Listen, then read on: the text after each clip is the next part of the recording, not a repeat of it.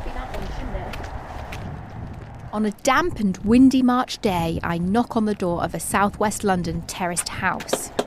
It doesn't belong to a 20-something graduate, but to Mark. Come through. Not his real name. You're Katie? Yes, that's right. A 60-something retired IT professional. He's welcoming and obviously very house-proud, keen to give us a tour. When I was living here, it was my office. So will it be your office when you move back in? No, because I'm moving back. Mark doesn't live here. Yet. He rents this house out to a tenant and lives in Devon with his partner. But soon, he's leaving his life in Devon to live alone in London. Why? Last summer, his adult daughter moved back into the family home with her partner and 3 children in tow. 9 months later, he's had enough and is off.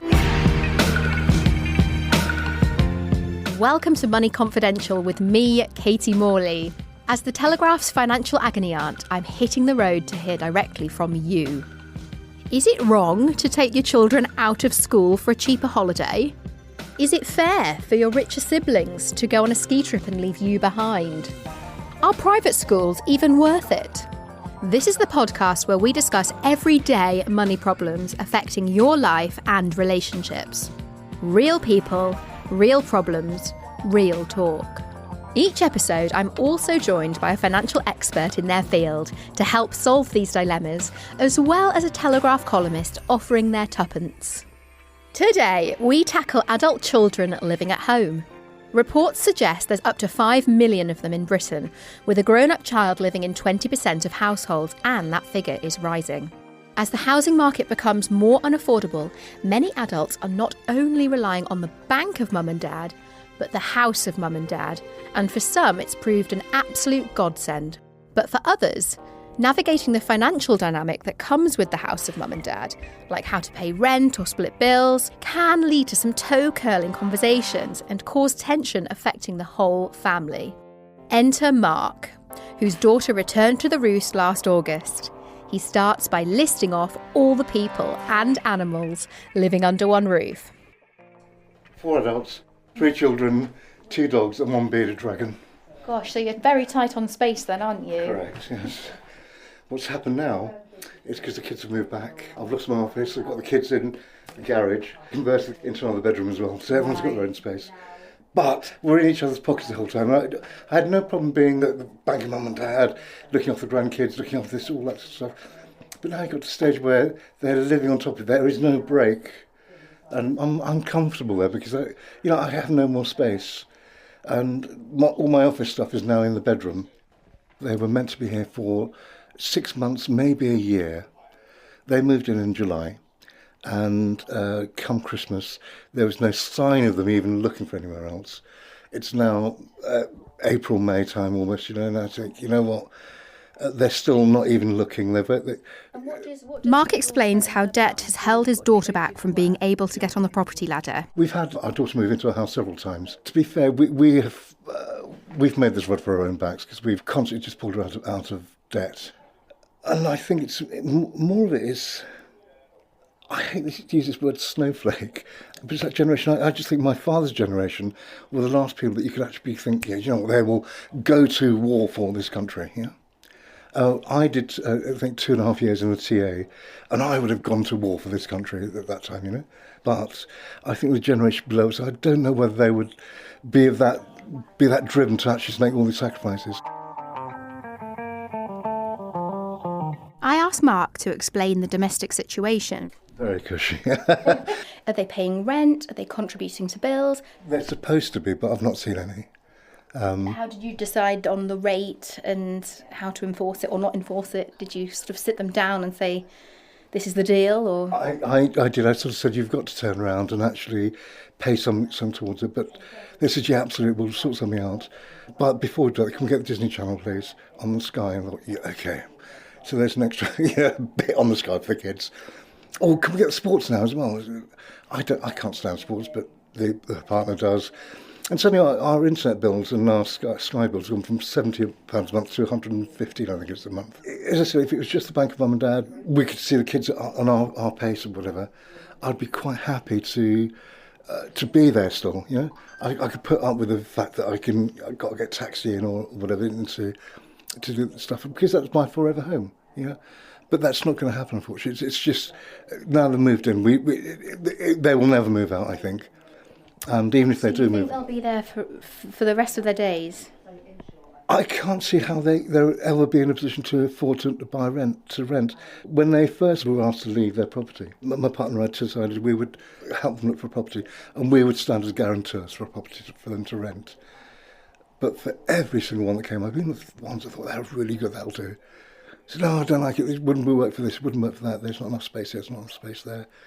And I thought, what does it want? We were even looking up to prices that were about £2,500 a month, because they wanted 4 bedrooms, and that was a really good deal for somewhere in £2,500 a month will just get you a 2-bedroom place in London, But there you'd get a 4-bedroom place with a garage and with some lounge, And do you think that they were sort of making excuses that they actually didn't want to go out on their own? They wanted to remain in your house? I think they saw that as an easy option. Their speech to me was, you know what, we'll never be in a position to own, so let us unless we save, because we're paying rent, it's dead money, let's move back with you guys, and then we'll be able to save. I don't know how much they've saved in the 9 months they've been there, but they do have new iPhones. Do you think that they'll miss you? I hope not. No, in the sense that I think they'll be much happier when I'm not there, because they just see me as a grumpy old man at the moment, Whereas if I come back every 5 weeks, 6 weeks, I'll then have much more quality time, I don't need to be with them 24/7, They don't need me there 24/7 either. I am so happy about the move. I came over last night to stay with some friends around the corner, and they're really happy about moving back. So I'm looking forward to getting a new car. I'm looking forward to moving back, going down to the pub with my dog in my hand and reading my books. What would your advice be to other parents who are considering letting their adult children moving back home? Set ground rules. It's something I never did, The Sky situation or the thing, we're not going to increase. Even if we do increase, you then take control of it. It comes out of your account. We don't say, I'll give you 10 quid a month extra for it, because it never happens, Another thing that they should have is expectations of when they're going to leave, So set an end date. Yeah, absolutely. We'll have you for 6 months or for 9 months. But, at 6 months, I expect you to be looking for somewhere that you can move out in 3 months. Don't just expect that, something will turn up, a McCorber sort of thing, Did you ever consider, or would you ever consider, being cruel to be kind and cutting them off financially completely, just literally putting a stop to it one day? I'm asking because my parents kind of did that to me. Yes, I have, and in fact, that's exactly what I'm planning on doing now. The phrase skiing comes to mind, which is spending the kids' inheritance. I'm going to use it on this to get this place exactly as I want it. There's an extension I want at the back. There's a few changes I want to make, because this is now going to be my forever home. I've washed my hands of this. I'm going out skiing, as it were. Whereas my daughter, my partner, are still in that relationship where they've got to find some way out of this. I think it's a financial trap, in effect, So it sounds like they might need some help with the financial basics. They would need some help with the basics, and we just what I call common sense thinking, I feel I can't turn around and live my life for her. I can only advise, I can only say, this is how I did it. And I tend to have eyes rolled and But it's different now, Dad, I thought, okay, fine, and I tend not to argue, Mark there, happy as Larry to leave his family at home and return to a London bachelor pad. We've had loads of very different opinions on this topic on the Telegraph's Facebook page. We'll link that in the episode description so you can have your say. Now, here's a few. Leah is quite unsympathetic to the woes of the younger generation. She says children should all want to leave home and share flats with friends when they go to uni or start work. 18 is a great age for doing this, she says. Grow up and become independent. If your parents have done a good job, then you are able to stand on your own 2 feet. So she's basically saying it's the parents' fault if their kids can't move on. Now, Joseph has also written in, and his story shows that it's not always about wanting to move home, it's about needing to. He says, just got divorced and found myself unable to get a mortgage due to already being on one and unable to afford anything other than a flat share. If I'm going to share a house, it might as well be with someone I know and trust, and I do sympathise with that. Quick one from Misty as well. She says age is not the issue, their contribution is. So she's essentially saying it's about paying your way, paying the bills, keeping your side of the street clean rather than how old you might be in years. What do you think? Would you tolerate your adult children coming home to roost? Are you an adult child who would happily return home? What advice would you give to Mark? Email me directly or send a voice note to moneyconfidential@telegraph.co.uk. And if you have a financial dilemma or awkward money problem affecting your life, email me or click the link below and we might be chatting to you on a future episode. It can be totally anonymous if needs be. Coming up after the break, we speak to Lisa Conway-Hughes, financial expert and someone who has first-hand experience of moving back in with her parents.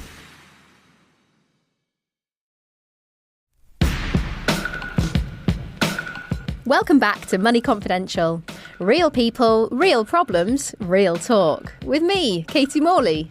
Joining me down the line to talk all things adult children living at home is Lisa Conway-Hughes, financial expert and somebody who has first-hand experience of moving back in with her parents. Lisa, welcome to the show. What do you think of Mark's situation? I think I just feel really sorry for everyone. I feel sorry for Mark that presumably he's in his retirement now and these are the years when he should be enjoying it. But I also feel sorry for the daughter because how does she improve her financial situation? I feel they both feel very stuck. But how commonly do you come across families where there's adult children at home and there's a bit of financial contention there?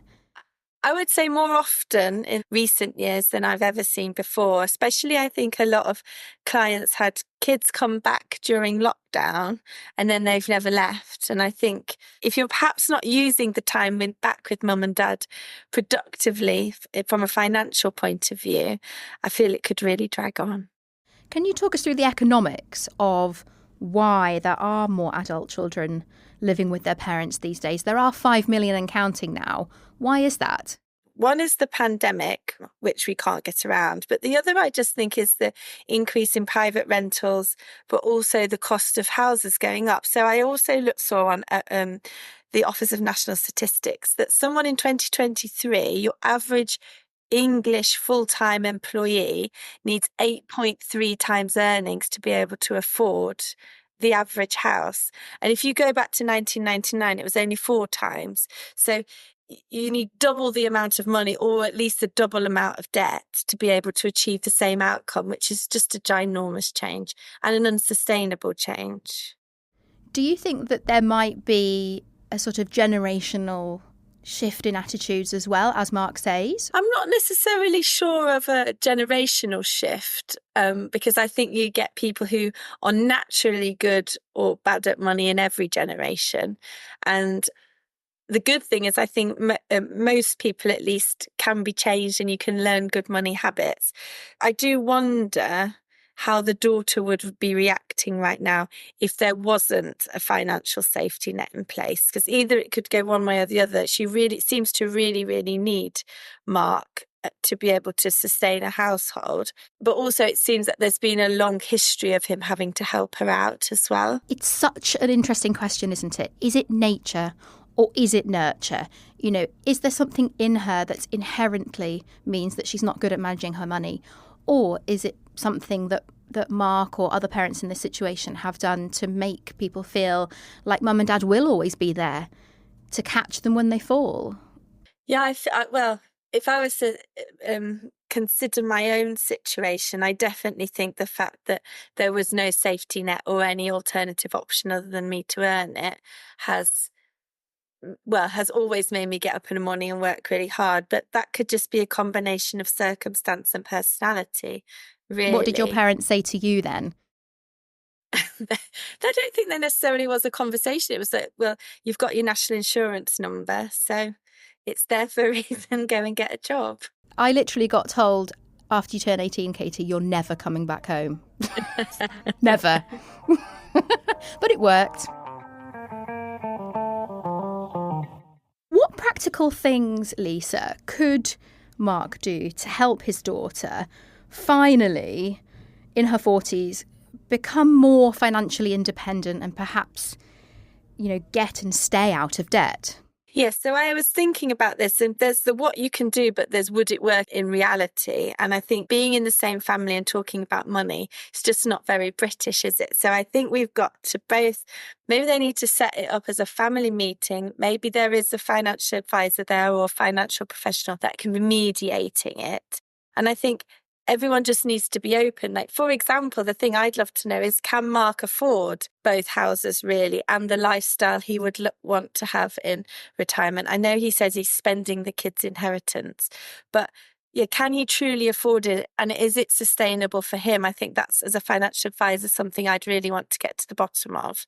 And then once he understands his own financial limitations within the situation, I think then it's about helping his daughter to really understand that. And then with his daughter, I'd really want to understand how much was really coming in and get a plan together to say, right, these are my rules. So maybe Mark says, I'm going to give you 2 years to get your house deposit together, well, flat deposit together to rent. Or if it's to buy, could there be a family plan? So maybe they don't need such a big house, but maybe freeing up money now to help the daughter, but also to help him, could be the right way forward for everyone. Because it does feel like, I'm sure the daughter feels awkward. I'm sure the husband feels even more awkward living in his father-in-law's house. So yeah, I feel really understanding each other's situation without judging in the first instance would be helpful. Do you have any tips to help with financial discipline when it comes to situations like this? Well, I suppose it's hard with the daughter being an adult, but also does Mark really understand her situation? Because 3 kids don't come cheaply. So could there be a one last resort where Mark clears the debt, she commits to paying rent that he squirrels away and keeps it for maybe a surprise deposit for her? And the discipline that comes with paying consistently towards the rent and the bills might help develop habits that will help her when she has moved out. I love that idea, Lisa. That's a really interesting way of kind of shifting things and giving her a fresh start, isn't it? Yes, is that because with debt comes shame, unfortunately, and she might not be in this situation because it's her fault. And so I think a clean slate might be enough for both of them. Yeah, I think that's a really fantastic idea.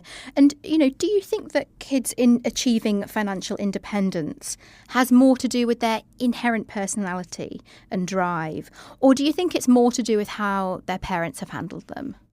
I think it has a lot to do with your personality and what's important to you. So yeah, I think it's to do with partly your mindset, but maybe it's how comfy is the home and how good's the cooking. It's a very important factor. And whether the washing gets done as well, I think. Yeah.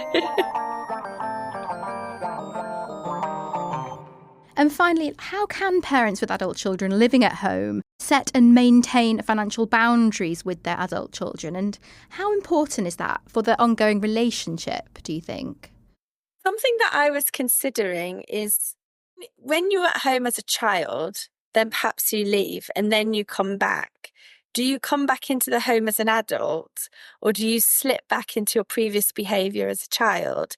And I think it's helpful to have it really clearly set out from the beginning what's expected from a rent point of view, but also what's expected from you as the parent's point of view as well, because maybe there are plans that you've got in mind. You want to downsize because you want to do 2, 3, 4 years of travelling and really living it up in that way. I think you've got to also be very strict about what your personal boundaries are, but also the child/adult can either see returning home as a cushy thing to be able to then live it up for a few years, or is it the springboard to financial success in the future? Because rather than paying rent, you can save for a sufficient deposit.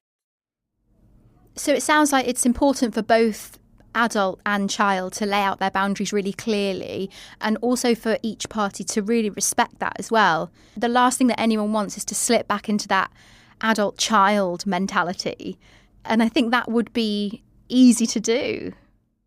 Really easy to do. And when I lived with my mother-in-law and father-in-law in my early 20s, and then again in my early 30s when I was doing up this house, we decided in advance how much I was going to pay. I mean, I'm quite embarrassed. When I was in my 20s, I used to pay £20 a week lodgings. What? I know. Where was this?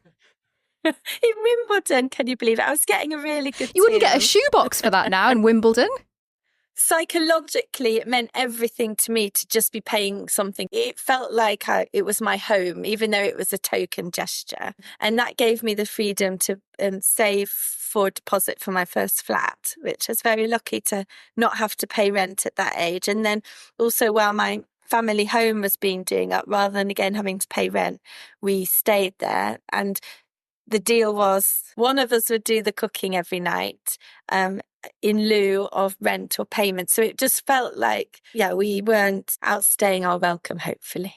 I think that sounds fair enough. If everyone's happy, that's the main thing, isn't it? And the key is that it was temporary as well. Well, we did say 6 months and ended up staying for 18 months. So maybe we did outstay our welcome. Well, thanks so much, Lisa. Where can people find you? So if you want some sort of regular money tips, I've got an Instagram, which is at Miss Lolly Money. Joining me on this first episode of Money Confidential in the studio is Telegraph columnist and fully qualified father, Michael Deacon. What did you think of Mark's story there? Well, I thought it was absolutely extraordinary. I've never heard anything like this in my life. I must admit, for me, this is quite a sort of puzzling scenario, mainly because I'm at a different stage of fatherhood. Because I've got one child and he's only 10 years old, so we're not quite at the stage of sort of turfing him out onto the street just yet. I'll probably give him another 2 or 3 years before we do that. In fact, for me, I kind of have the opposite problem because I kind of worry about empty nest syndrome. I think, well, when my son grows up and leaves home, goes to university or whatever, what are we going to do? Because we're now so used to having a child to look after the whole time he's never away. I don't know what we'll find to do with ourselves, what we'll find to talk about. In fact, next month he's going on a school trip to France for a week. Now, this is the first time we have ever been apart. My wife and I, we have not got... What are you going to do with yourselves? We don't know. What we talk about, probably talk about him. Probably say, how do you think he's getting on? Oh, I don't know. Oh, I hope he's all right. Oh, do you think he's sleeping okay? Do you think he's missing us? We'll just be talking endlessly about him. So it's quite hard for me to understand older parents who are actually quite happy for their children to leave home and disappointed when they come back. So what are you going to do? How are you going to keep him at home? That's very difficult. I think I'm just going to encourage him to fail all of his exams so he can't get a job, and then he'll be stuck with us. But in all seriousness, we have had some really interesting comments from Telegraph readers as well. Some of them also looking forward, I think, to sharing their homes with adult children. Elaine is already thinking ahead to her 14-year-old daughter's 20s. She says, we have wondered if our teenage daughter will be living at ours way into her 20s. We've discussed it and we'd like to charge her rent, which we would then put into a savings account for her future, with the aim of helping her get her own place. Seems pretty sensible, doesn't it? I think it is very sensible, and hopefully it will actually encourage. If your child is reluctant to leave home because, I don't know, they're reluctant to get a job, if they're a bit of a layabout or something, if you're going to charge them rent anyway, well, that's just going to give them the final push to leave home anyway. Especially if you're charging market rents, which are extremely high these days. Extremely high. That should help. If you're trying to push them out the door, that's the way to go. It does seem, though, that things economically are getting so much harder for the younger generations. I mean, when I got on the property ladder myself, I thought it couldn't be any harder. Gosh, we've had it so bad. But actually, the younger generations have it even worse, do they? I think they probably do. You look what's happened to house prices. I remember my first ever flat that I rented in London. This was in, 2002. And that was £476 a month, including all bills. And that was just off Old Street. So a fantastic location, an incredible flat with a roof garden. Amazing. In a really cool part of London. Perfect if you were young to live there. And God, young people today, they wouldn't believe it. The kind of so yeah, I feel almost guilty about the fact that things are so much more expensive for them now. Yeah. Have you ever lived with your parents as an adult? No, I haven't. I think that would get quite awkward. Not so much. Well, it might have been awkward for my parents if I had. But I think once you're an adult yourself, you feel you don't want to live with your parents anymore because they will just keep treating you as if you're still a child. That's the thing. And once you're grown up, you don't want your mother, commenting on your table manners or telling you to tidy your room. It's a bit embarrassing. But I think actually that's the role of parents. Embarrass your children enough that they want to leave home and live their own life. Funny you should say that. We've had Simon come up with a rather unconventional method of encouraging kids to fly the nest. He says, when our kids were 18, we stopped wearing pyjamas and dressing gowns at night, and they left pretty quickly. I think that's absolutely foolproof, and I think Mark should consider that with his children, because, if that had happened to me, I'd have left home without even, having another place to go to. I would have happily slept under a bridge or in a cardboard box in the street. That I would rather have had that than be witnessing the spectacle you've just described to me. There we go, the ultimate solution to the problem just there.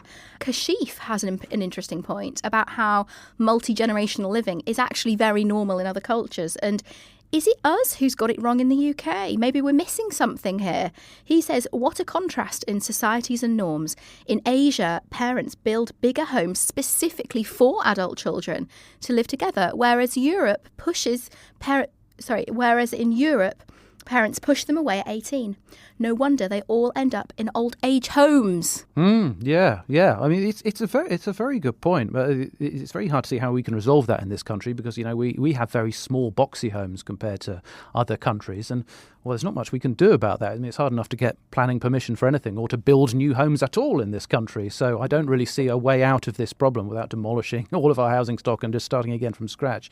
But it's certainly true. Our own culture actually used to be more like the Asian culture just a few generations ago. Families, even if they didn't all live in the same house necessarily, they lived close together. They would live in the same street, and therefore different generations would be involved in the childcare.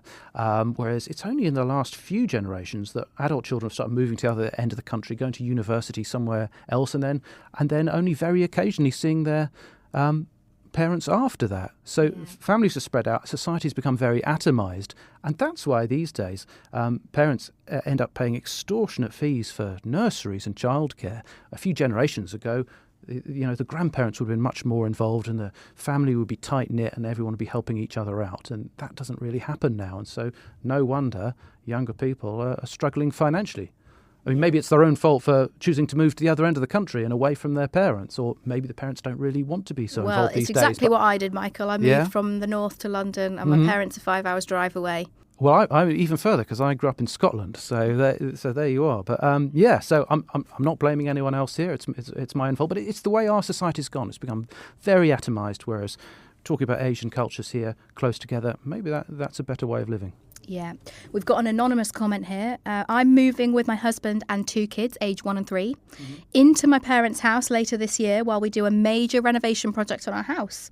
I'm kind of looking forward to it, she says. I get on really well with my parents and it'll be amazing for my kids to spend so much time with their grandparents.